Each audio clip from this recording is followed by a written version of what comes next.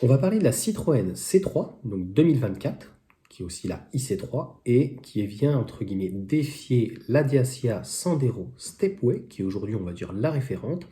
Et qu'est-ce que vaut finalement, donc en comparatif, la C3. Donc l'Argus, en toute honnêteté, tu n'as même pas besoin de te déplacer en concession et de te rendre compte qu'est-ce que ça peut valoir. Le PureTech, on le connaît. La Dacia notamment, donc normalement c'est le 1 litre, c'est pas le 0,9 TCE, donc le G, hein, celui avec donc la partie gaz GPL. C'est d'ailleurs le gros attrait hein, final. Hein. Je te mettrai toutes les informations à côté. Et le récap, en fait, c'est ça qui est le plus intéressant. Concrètement, la IC3 est intéressante. Les deux, donc, normalement, sont faites dans les pays de l'Est. La IC3 est jeune. Et on voit bien le positionnement, en tout cas aujourd'hui, de Stellantis, de positionner la Citroën, en tout cas la C3, hein, pas C4, C5. Donc c'est quand même assez bizarre le positionnement qui serait fait donc, de Citroën uniquement sur la C3 ou la IC3, puisque le groupe Renault et Dacia aujourd'hui ne proposent que, si on peut dire, du thermique. Donc dans ces informations, pour moi, si on cherche l'économie et un véhicule avec un peu plus de volume, puisque le Stepway, même en termes de style, pourquoi pas, même si le Stepway commence à être un petit peu plus vieux, eh bien, il l'explique très bien, hein, l'éthanol, mais c'est pareil, le GPL consomme tout autant, à peu près 20 à 30%, on va être aux alentours des 8 litres, 8, 9 litres. Le GPL, de toute façon, ne décollera jamais en termes de tarifs parce qu'il n'y a pas de demande. Voilà. Je te réponds tout de suite, ça fait comme l'éthanol, ils ont essayé à un moment donné à 1,10, 1,15, c'est là où j'ai arrêté, on m'a dit, ouais, tu reverras, il ne descendra jamais en dessous d'1 euro, et là on le trouve entre 70 et 80 centimes. Donc concrètement, la bonne affaire, à mon sens, c'est, j'allais dire encore l'éthanol, c'est le GPL, puisque Renault ne fait plus d'éthanol, en tout cas en Europe, ils vont en faire, donc dans les pays émergents, au Brésil ou quoi que ce soit, sur le fait que de toute façon, que ça soit du GPL, que tu mettes de l'essence, ou que ça soit du samplon 95 ou du E10, de toute façon, ça reste des 3 cylindres. Que ça soit un 1,2 litre, un 0,9, un 1 litre, de toute façon, ça reste un 3 cylindres, avec essentiellement le turbo qui travaille, et on aura des véhicules entre guillemets jetables, c'est-à-dire qu'au bout de 100, 150 000, 180, 200 000 km, de toute façon, il ne faut pas s'attendre à des miracles. Donc il te l'explique, 5 litres 9, à peu près 6 litres. Bon, ils sont quand même très gentils sur la C3, mais si tu es à l'essence, donc tu vas pratiquement doubler, donc tu vas être à 10 euros d'utilisation. Donc même si l'autre est à 8, même 9 litres au 100, eh bien, tu seras à 5, 6, 7 euros. Donc c'est là où, pour le même prix, voire un petit peu moins cher, puisqu'ils en parlent donc juste en bas, et qui n'a rien à envier, puisqu'on parle de la finition extrême, normalement avec caméra, avec vraiment toutes les informations et tout dedans, franchement, concrètement, ce qu'ils te disent, hein, en résumé et à la fin, c'est le confort de la C3 avec les suspensions, etc. Donc assez intéressant. Et notre choix d'ailleurs, ils te disent la Dacia Sandero, donc Stepway. Et moi j'allais te dire la même chose, c'est-à-dire que donc Citroën C3, et c'est la seule partie que je vais dire et qui est vraiment condensée, la douceur de suspension, donc a priori elle est vraiment très bonne, le moteur agréable, le moteur dans l'ensemble, bon, il est agréable, après ça reste un 3 cylindres, hein, ça vide de partout, si on peut dire, l'équipement généreux, le comportement pâteau, bah oui, on fait pas des miracles avec 3 cylindres, même 200 chevaux, les bruits d'air et de roulement, ouais, et encore ça vient compenser encore le bruit, t'imagines, sur une électrique, ça doit être encore pire, la qualité perçue en retrait, bah oui, on n'est plus chez Citroën, c'est-à-dire que là, le pauvre André Citroën, on n'est plus chez DS, hein. C'est du low cost, hein. Donc un véhicule qui est fait en Slovaquie, donc obligatoirement on ne fait pas des miracles. L'avantage du GPL, donc pour le Sandero Stepway, moi je le trouve vraiment très joli depuis le début. Il y a eu un restyling, donc d'ici 2-3 ans il va y avoir en plus un nouveau modèle.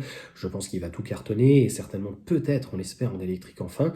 La présentation donc sérieuse, oui, c'est plutôt en tout cas soigné. Le rapport prestation-prix, tout à fait, puisqu'il y a vraiment de très belles prestations. C'est fini un peu l'époque des Dacia, on parlait des Dacia Logan à 10 000 balles ou 8 000 balles, mais il n'y avait même pas les vitres électriques. Donc là, on a quand même un véhicule qui a pas mal, qui est même assez optionné.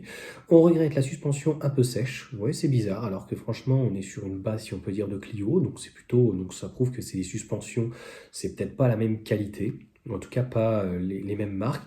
L'insonorisation perfectible. Bon, bah voilà, ça va dans le même sens que les suspensions, hein, c'est peut-être pour ça. Hein. Et le multimédia vieillissant. Ouais. Donc là, tu as le comparatif exact. La longueur, quand même 4,01 m et l'autre 4,10 m. Donc il y a quand même une sacrée différence. L'autre va être un peu plus typé, si on peut dire, un peu limite SUV. Hein. Ils ont essayé de jouer parce qu'ils ont des batteries en électrique LFP, donc on va pas voir la différence. Et donc on est bien sur un 1 litre, l'autre 1,2 litre. Donc voilà, 100 chevaux les deux, 4500 tours minute, l'autre 5500 tours minute. Voilà, c'est tout à fait normal pour un A-Litre qu'ils soient un petit peu moins importants. 170 Nm, donc voilà, il a un petit peu moins de coupe. On est sur les roues avant, mécanique 6 rapports. Je pense que les deux sont très bien en termes de mécanique. C'est plus les boîtes 5 de chez PSA. Et 11 secondes 9, 10 secondes 6. Franchement, c'est très peu. Vitesse de toute façon maximale, 164, 160, 177 km par heure. Donc en gros, c'est pas plus rapide. Consommation, voilà. Donc les équipements de série, tu auras toutes les infos. Donc clairement, si, et c'est ce qu'on cherche en fait à chaque fois dans un véhicule, c'est plutôt l'économie. Donc c'est la Dacia, donc Sandero, qui l'emporte. À mon sens, je suis tout à fait d'accord en fait en tout cas et entre guillemets avec l'Argus. Je pense que la seule chose qui peut être intéressante dans ces cas-là, pratiquement à 20 000 euros, c'est quelqu'un qui aurait 7 000 euros aujourd'hui de bonus, donc 50% quand même des personnes, donc des ménages. On est à 27 300 de mémoire, moins 7 000, ça fait 20 000 et des banales. Il n'y a pas donc de frais d'enregistrement. Après, il y aura les frais administratifs, etc. Très certainement de Citroën, et puis une peinture ou s'il y a donc des petites options. Il y a les frais de câble, hein. On a l'habitude avec les concessionnaires, tu m'auras compris, mais donc on est pratiquement au même prix et avec l'agrément de l'électrique d'une manière supplémentaire, puisque là on est sur une boîte mécanique, la voiture électrique serait sur une boîte, donc si on peut dire auto, en fait il n'y a qu'un seul rapport, donc un agrément qui est clairement supérieur. Donc c'est la seule chose qui, pour moi, la Sandero serait dépassée, c'est-à-dire de proposer, après tu me diras, dans ces cas-là, il y a peut-être la R5. Oui, tout à fait. Mais pour le moment, elle est à 32 000 euros, donc ça fait quand même beaucoup plus cher par rapport aux deux autres homologues, sachant qu'elle est beaucoup plus petite, donc beaucoup moins, on va dire, accueillante. La Sandero fait quand même 4,10 m, la R5 fait 3,93 m, donc pratiquement 20 cm de moins.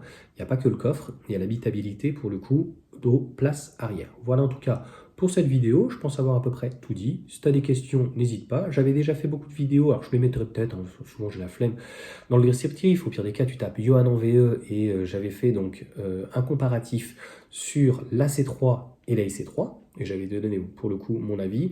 J'avais fait aussi donc une vidéo sur la Clio.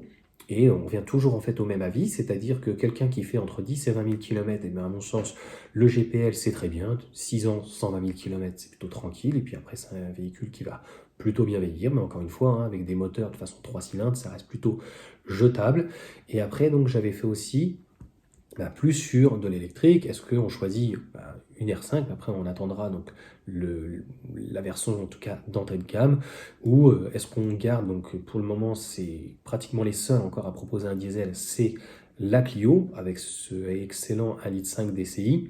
Alors autant il va coûter peut-être un peu plus cher, ou il ne sera pas moins cher en tout cas que le GPL, parce que le GPL reste encore très très bas, même si ça consomme plus, tu vois la différence.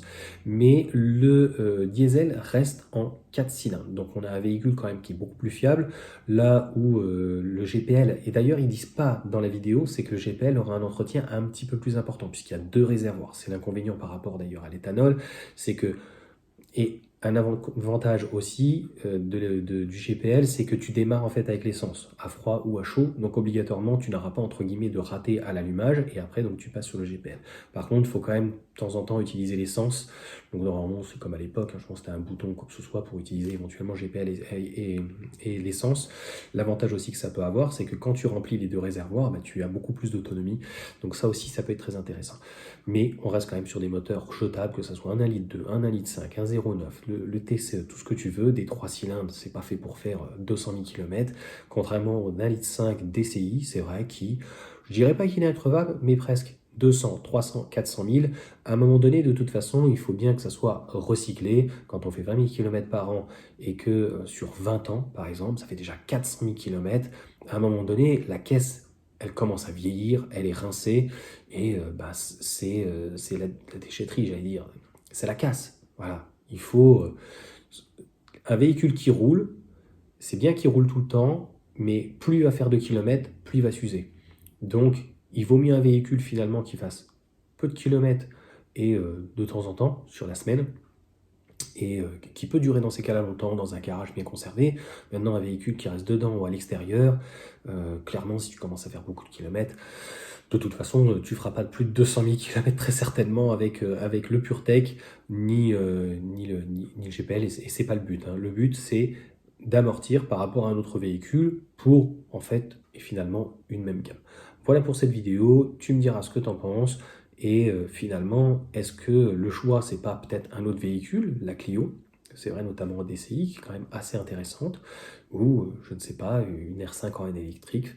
Dis-le moi, en tout cas là-dessus, c'est vrai que c'est toujours intéressant de partager, mais je pense que ça sera la Sandero est l'un des best-sellers, et clairement la C3 va suivre la même envergure, mais on voit bien que une citadine, là on parle de thermique, c'est aujourd'hui pratiquement 20 000 euros. Donc il ne faut pas espérer moins. Citroën a fait un prix vraiment au ras du ras, et malheureusement elle ne peut même pas être produite en France, ou en tout cas elle est produite en Europe, mais dans les pays du lointain Est, hein. C'est même plus loin que la Roumanie ou que la Pologne. Allez, sur ce, ciao à tous.